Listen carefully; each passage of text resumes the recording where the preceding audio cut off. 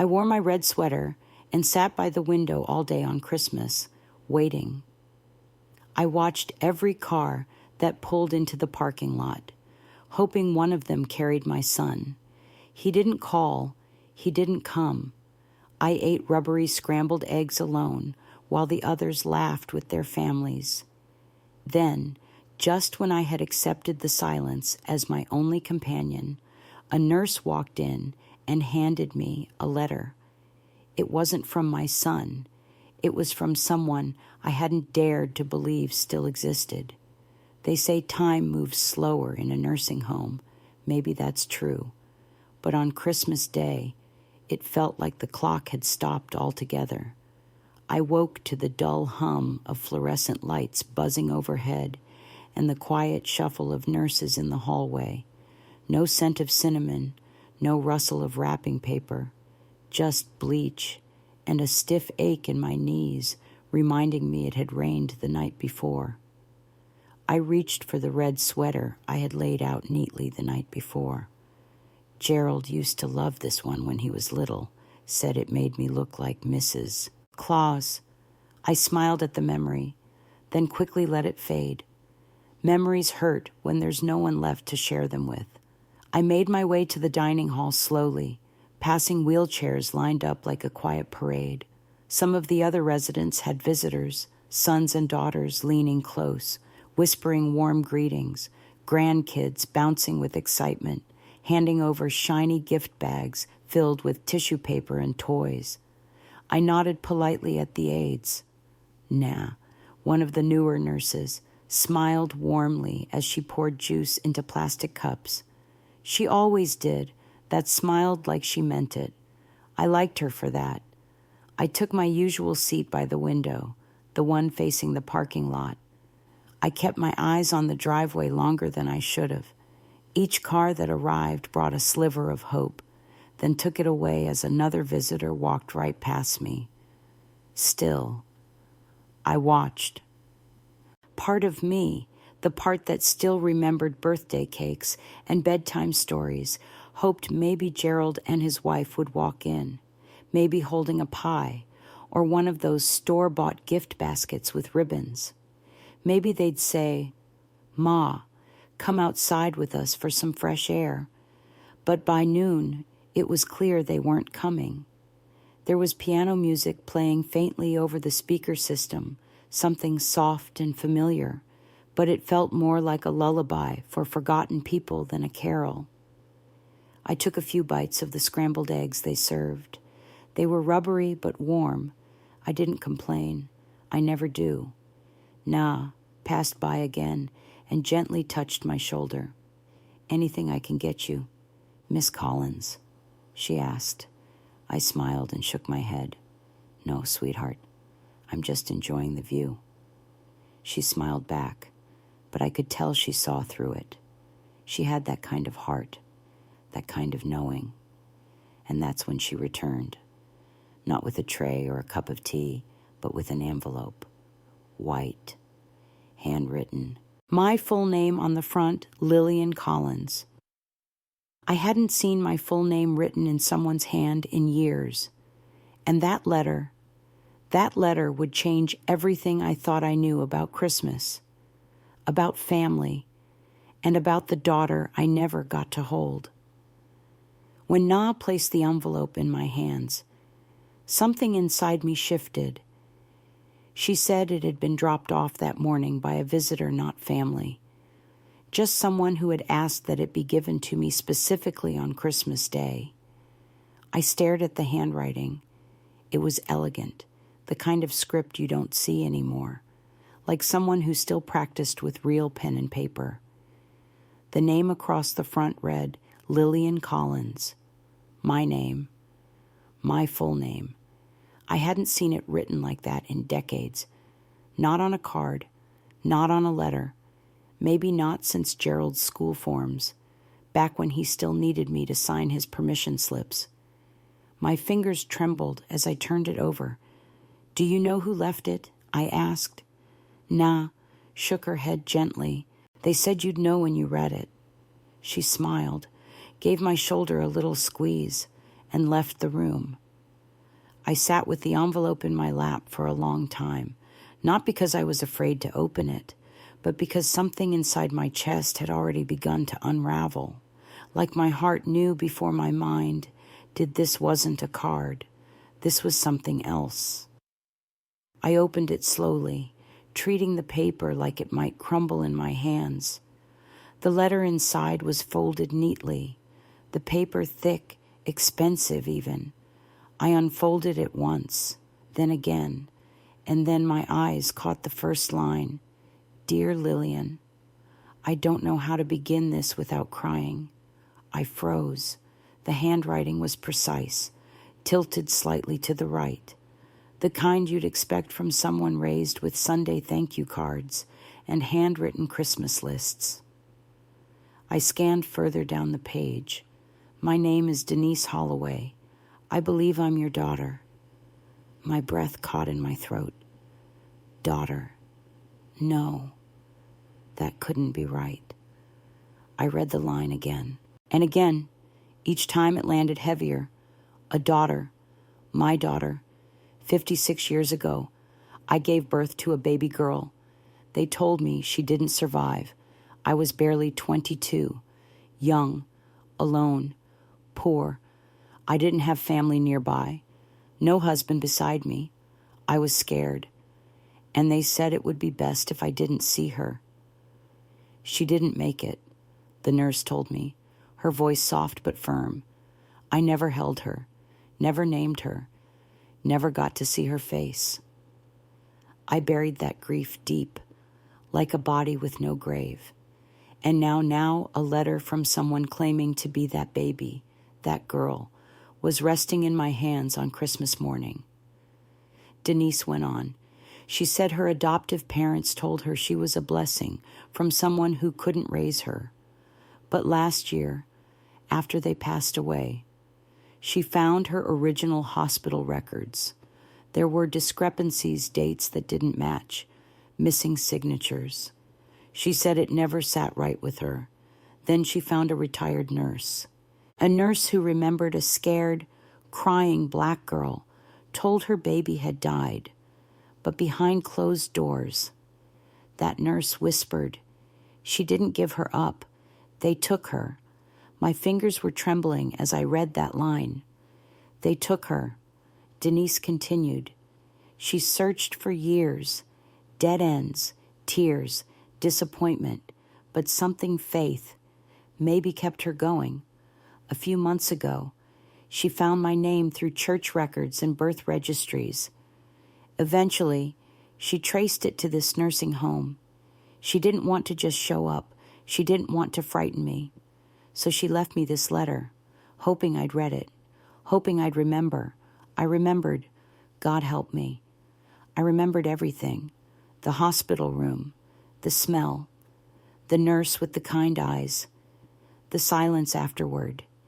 And then I reached the last lines of the letter. Mama, if this is too much, I understand. But if even a part of you wants to know me, just a little, I'd love to meet you, even just once, even just for 5 minutes. Love always, Denise. I pressed the letter to my chest and wept. Not loud, not wild, just a slow, steady leaking of years of grief, like rain sliding down old glass. That letter didn't just change my Christmas. It cracked open something I had long thought sealed shut.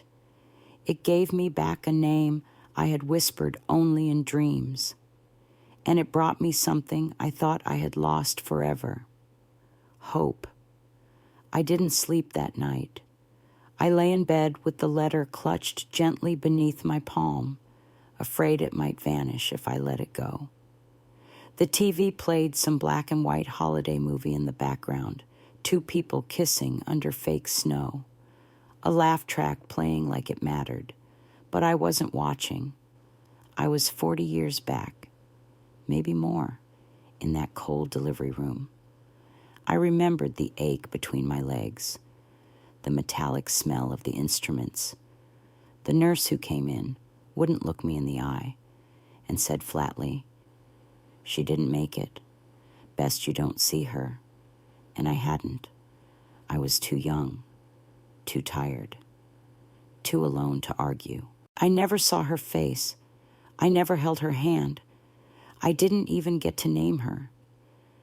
I thought maybe it was God's will, that He was sparing her from my broken life. But now I know better. I wasn't spared. I was robbed. They took her from me and told me she was gone all these years. I carried that grief quietly, like a stone in my pocket. I lit a candle on her birthday each year. I never told Gerald about her. How could I? How do you tell your son he had a sister who vanished before she was ever his? So I folded myself around that loss and tried to move forward. I got a job sewing dresses downtown, 6 days a week, raised Gerald as best I could. His father left when he was 10, said the house was too quiet.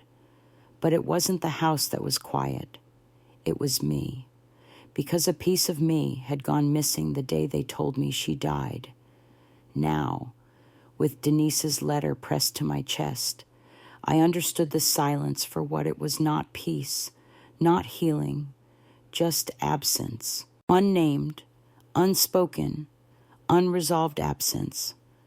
The next morning, I asked Na for help. She came by on her lunch break, her hair in that same loose bun she always wore. I told her everything: the baby, the letter, the nurse with the kind eyes who said I shouldn't see her. Na didn't interrupt. She just listened and held my hand when I was done. I believe you, she said softly. That was all I needed to hear. I want to write back, I whispered, but it has to be right. I want her to feel what I felt, reading her words. Then start with the truth. She said, that's what she gave you. Give it back. So I asked her for real stationery, not a lined notepad from the desk drawer, not recycled printer paper, something proper, something that could carry a mother's voice. She smiled, disappeared for a moment, and came back with a box of creamy ivory pages and a fountain pen. I've been saving these for something special, she said. I sat at the little table by my window, the same one where I had waited and watched all those empty Christmases. This time, I wasn't watching, I was writing. Dear Denise, I began. You didn't overwhelm me. You woke me up. I told her the truth, that I had carried her absence for more than 50 years, that I had whispered her name in my head, even though I was never given one to say out loud. I didn't give you up. I wrote, they took you from me. I was young. I was scared. And they told me you didn't survive. I told her how her letter felt like breath after a long drowning, how reading her words gave me something I hadn't felt in decades possibility. I want to see you. I wrote, I want to hear your voice. I want to know what kind of woman you've become. If it's not too late, and if you still want to, I am yours. I signed it simply. Love, Mama. I folded it gently, tucked it into the matching envelope, and handed it to Na, who promised she'd mail it before her shift ended. As she walked out the door, I whispered, almost too softly to hear myself, do you think she'll still want to see me? Na turned back, eyes warm and sure. She wrote to a stranger believing it was her mother, and she found you. That kind of love waits. I looked down at the envelope in my lap. For the first time in years, I didn't feel abandoned. I felt chosen. 3 days after I sent my letter, Na came into my room with another envelope. She didn't say anything at first, just smiled and placed it in my hands like it was something sacred. My fingers didn't tremble this time. I opened it slowly, letting every second stretch out like the moments before a hymn begins in church. Inside was another letter, a little longer than the first. Dearest Mama, it began. I cried when I read your words. My husband found me in the kitchen, sobbing into the bread dough. I didn't realize how badly I needed your voice in my life until I finally heard it. I closed my eyes and let the words settle deep inside me, like warmth spreading from a fire. Yes, I want to see you, Denise wrote. I want to hug you and look into your eyes and ask you every question I've carried since I was old enough to know I didn't look like the people raising me. She had already booked a flight. I'll be at Rosefield Nursing Center this Friday at 10:00 a.m. I hope that's okay. I couldn't wait any longer. I just want to see you, to sit beside you, to feel real again. I held the letter against my chest and let out a sound I hadn't made in years. It wasn't quite crying. It wasn't laughter either. It was something holy, something like coming up for air after a lifetime, spent beneath the surface. That evening, I didn't eat in my room. I went to the dining hall. I wore my blue dress, the one with the tiny pearl buttons down the front. I asked Na to pin my hair back. When I told her Denise was coming, she teared up, then quickly wiped her face and said, "Well, she better come hungry because I'm baking something." The night before her arrival, I barely slept. I kept checking the clock like a girl waiting for her prom date. I straightened my blankets, dusted the photo frames on my dresser, and laid out the scarf my mother once gave me. I sprayed a little rose water on my wrists, just like I used to when Gerald was small, and I wanted to feel pretty even after a long day's work. At exactly 9:58 a.m., I wheeled myself into the lobby. At 10:02, the doors opened, and there she was, Denise. She wore a deep green coat, and her eyes, the same dark brown eyes I'd seen in the mirror all my life, were filled with tears. She clutched a bouquet of white tulips in one hand and covered her mouth with the other. Her whole body shook as she stepped forward. I opened my arms before either of us spoke, and when she fell into them, we both broke. Not from sadness, but from the overwhelming sense of being made whole again.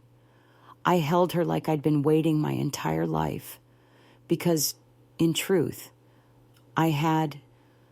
Her coat was soft against my cheek. Her shoulders trembled as she wept, and she held on to me like she feared I'd vanish if she let go. I whispered her name into her hair. Denise. Denise. She pulled back just enough to look at my face. She cupped my hands in both of hers. "You look just like I imagined," she said. I laughed through tears. "I was worried you'd take one look and run." "Never," she whispered. Na brought us tea and left us alone in the visitors' lounge.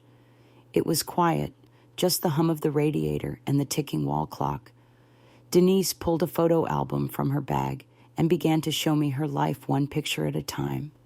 Each photo, a window into what could have been, what should have been, and yet I didn't feel cheated because she was here now, my daughter, my Denise, and somehow that made everything before feel like a long pause before the music started again. Denise sat across from me with her fingers gently resting on the photo album. Her eyes flickered between my face and the pages as if she couldn't decide which one she wanted to memorize more. She turned the page slowly and pointed to a chubby-cheeked toddler in messy overalls, hands covered in paint. "This was me when I was 3, she said, her voice warm with memory. "I always loved painting, made a mess of everything." I chuckled softly. Gerald was like that with peanut butter. It ended up on the dog once. She laughed, and for a moment, we weren't strangers.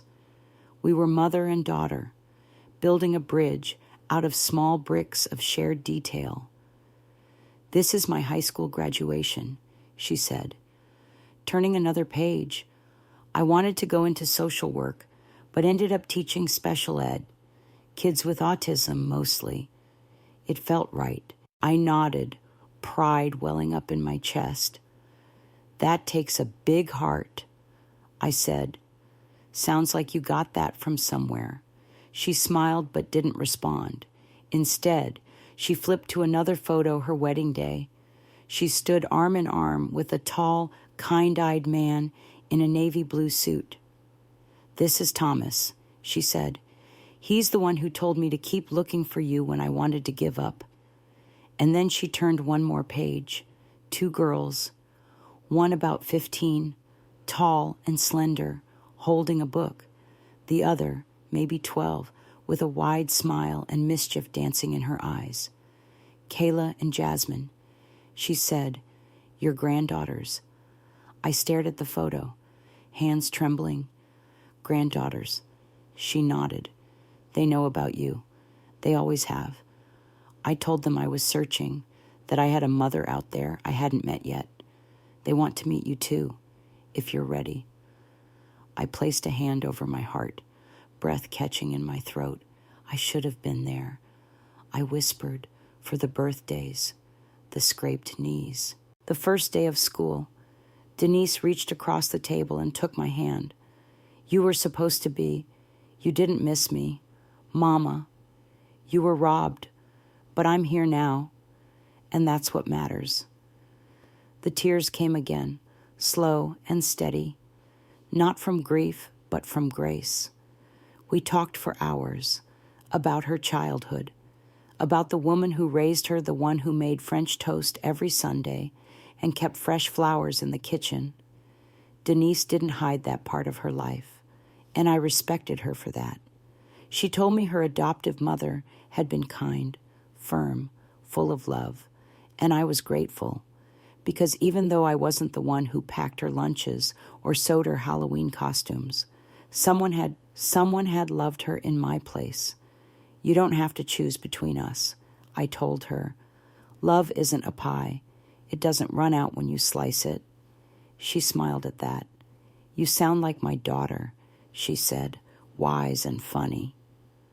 As the afternoon sun dipped lower, she grew quiet. Then she reached into her purse and pulled out a small, neatly wrapped box. "I know it's late," she said, placing it in front of me, "but this was meant to be a Christmas gift. I kept it in my bag just in case." I unwrapped it slowly, savoring every crease and fold of the paper. Inside was a gold locket, aged and worn, but still beautiful. She reached over and popped it open. On one side was a photo of her as a baby, probably taken by her adoptive parents. The other side was empty. I thought maybe we could put a picture of you in here too, she said softly, so I can wear both of us together. I looked at her, eyes brimming. "You sure you want to?" She met my gaze with those same deep brown eyes I had seen in the mirror all my life. I've never been more sure of anything. When she left that evening, the room didn't feel quiet the way it used to. It felt full, like something had finally returned home. I sat by the window, the locket in my hand, and watched her car disappear down the road. And for the first time in decades, I didn't cry. I just breathed like someone who had finally come back to life. Later that night, I sat alone in my room with the locket in my hand, slowly rocking in my chair. I didn't turn the TV on. I didn't need background noise anymore. The silence that used to sting so sharply now felt like something softer, a quiet place where healing had room to unfold. I reached into my drawer and pulled out an old photo, one from my 40th birthday. I was wearing a yellow dress, my hair still full, my eyes bright with a kind of hope I hadn't seen in myself in years. I trimmed the edges carefully and slipped it into the empty side of the locket. It fit perfectly. The next morning, I asked Na to come in. She was just starting her shift, still tying her apron when I stopped her at the door. "Can I ask a favor?" I said. "Of course." She replied, "Help me write a letter to Gerald." Her eyes widened a bit, caught off guard. "You sure?" I nodded. "I just need to say something simple. I'm not expecting a reply. I just need him to know." So we sat down, and I dictated slowly, deliberately. "Dear Gerald, you are always enough, but you are not the only one. You have a sister. She found me. She didn't take anything from you. She gave me back a piece of myself. I hope one day you want to meet her. If not, that's between you and God. Love, Mama." Na folded the letter and sealed it in an envelope. I didn't feel closure, at least not in the traditional sense. What I felt was courage, like I had finally opened a door and no longer feared who might walk through it. It's funny how fast everything can change. For so long, I thought life had already settled, that I was in the final chapter, just turning pages until the end. But all it took was one name, Denise, and suddenly I wasn't just existing anymore. I was living. Denise started visiting every Sunday. Sometimes she'd bring cinnamon pastries. Other times, fresh flowers, roses, lilies, sunflowers. She said sunflowers were her adoptive mother's favorite. I respected that she didn't hide the woman who raised her. There was no competition between us. Denise had two mothers, one who nurtured her and one who brought her into the world. One Sunday, she brought Kayla and Jasmine. Kayla was tall and shy, always holding a book in her hand. She reminded me of myself as a girl, always searching for quiet corners and hidden stories. Jasmine, on the other hand, was loud and bold. She laughed with her whole body, and when she did, I swore I heard the echo of my sister May's laugh from when we were children, deep, musical, round with joy. That first visit, I fussed too much, kept adjusting my blanket, smoothing my hair until it frizzed. Na touched my hand gently and said, "They're not here to see perfect. They're here to see you." When they walked in, Jasmine ran to me without hesitation, arms flung wide.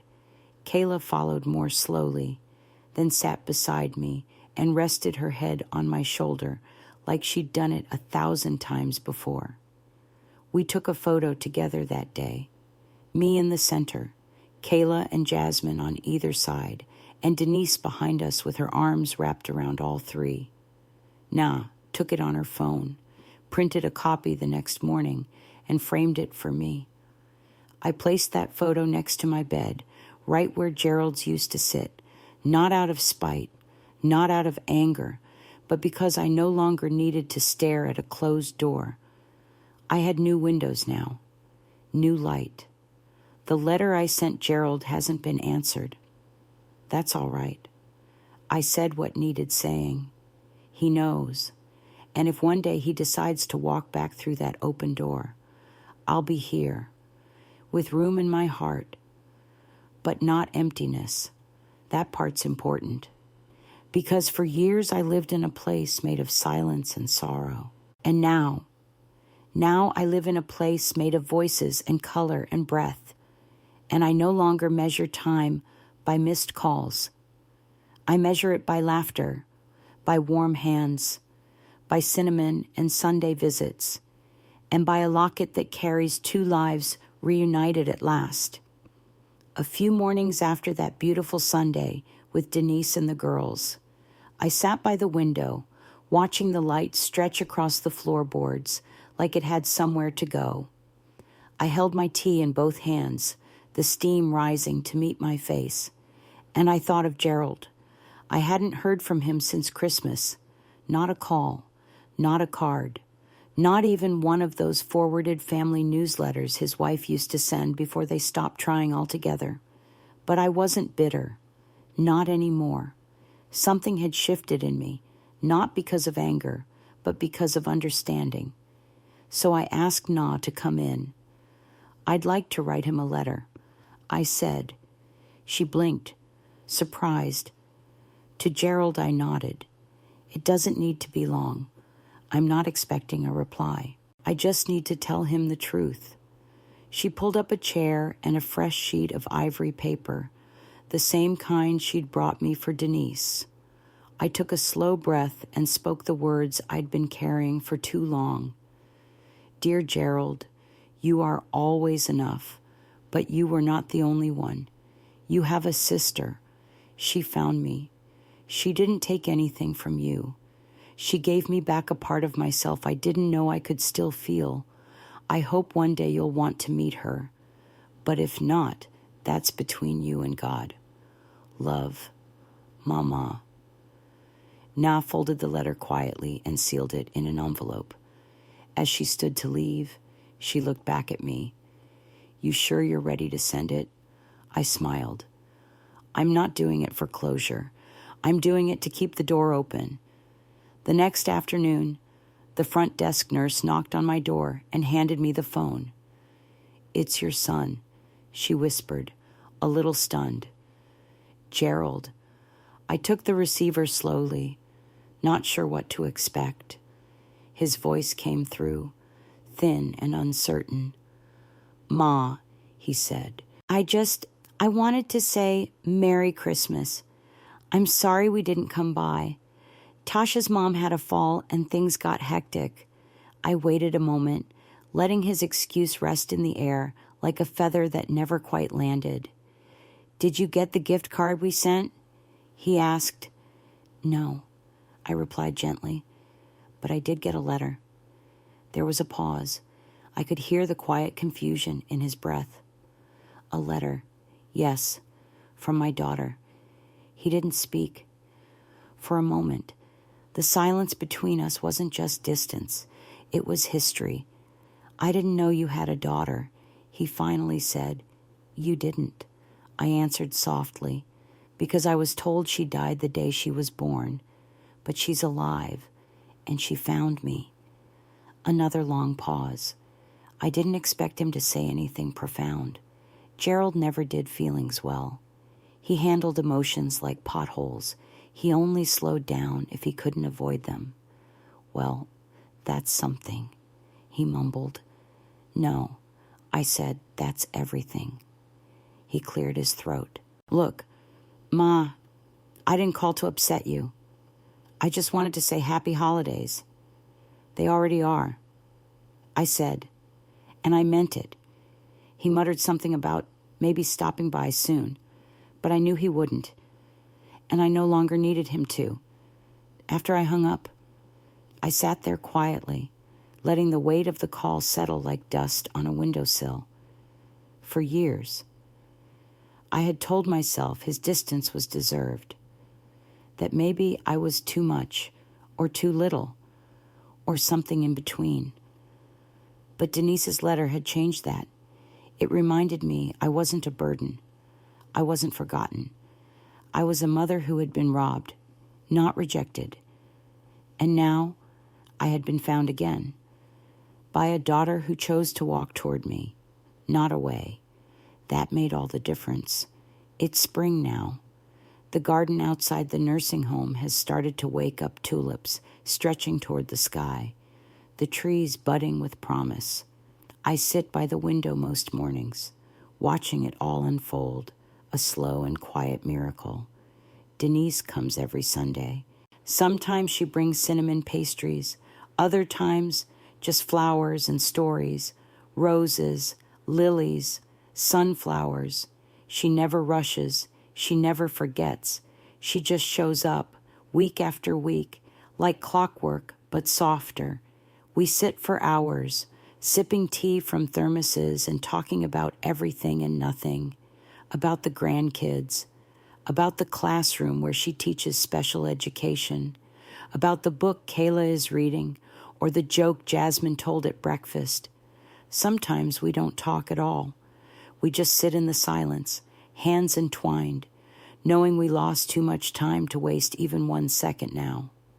The first time she brought me to her home, I felt something I hadn't felt in years, belonging. There were pictures of her wedding on the mantel, school portraits of the girls, a handmade quilt, draped over a rocking chair. She touched it gently and said, "This was my mom's, the one who raised me." I nodded, my heart full. "She did a good job." I said, "So did you." She replied. I didn't even realize how much I needed to hear that. Because the truth is, I didn't raise Denise in the way most mothers do. I didn't braid her hair, tuck her into bed, or pack her lunch for school. But I gave her life. And now, all these years later, she was giving it back to me. She wasn't angry. She wasn't bitter. She was full of grace. She didn't ask why I didn't come for her. She already knew the answer. We were both victims of a time and system that saw us as disposable, and yet we endured. One day, while we were walking slowly through the garden, she said, "You know, I used to dream about you, a woman in a yellow dress who smelled like rosewater." I thought I made her up. I smiled and squeezed her hand. "You didn't. I dreamed of you too." That's the thing about love. It doesn't disappear. It may be hidden, buried, delayed, but it waits. And when it returns, it brings more than warmth. It brings healing. For years, I lived with a hollow space inside me, a quiet ache I learned to carry like a second skin. I told myself it was normal. That silence was safer than asking hard questions. That absence was easier to accept than hope. But Denise shattered that silence with one letter. And what she gave me wasn't just her presence, it was permission. Permission to feel again, to believe again, to mother again. I still live at Rosefield most days, but Denise has started the process to bring me home full time.